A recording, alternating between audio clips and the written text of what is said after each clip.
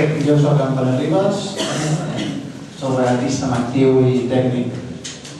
Regatista segurament des de fa més de 25 anys i tècnic des de fa 18. I bé, jo estic en representació de l'Escola de Tècnics, represento Guillem Teixuguete i Antoni Mas, que són 3 tècnics experimentats en el món de la vela i concretament en el món d'aquí a Catalunya, que sortim fora i estem bastant al dia. Jo el que volia dir és fa 4 anys, quan vaig començar a conèixer a la gent que ara aquí està recolzant aquesta candidatura, a mi em van venir a buscar un dia i em van preguntar: tu què creus que podríem millorar?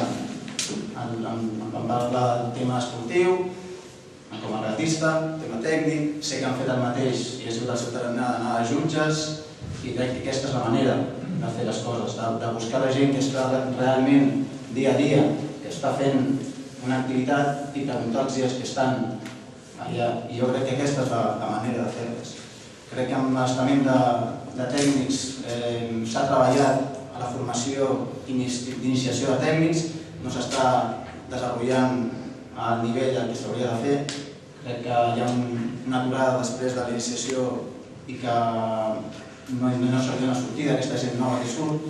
I també crec que hi ha molt distanciament entre els estaments, jutges, tècnics i regatistes. Crec que això s'hauria de fer més d'interrelació.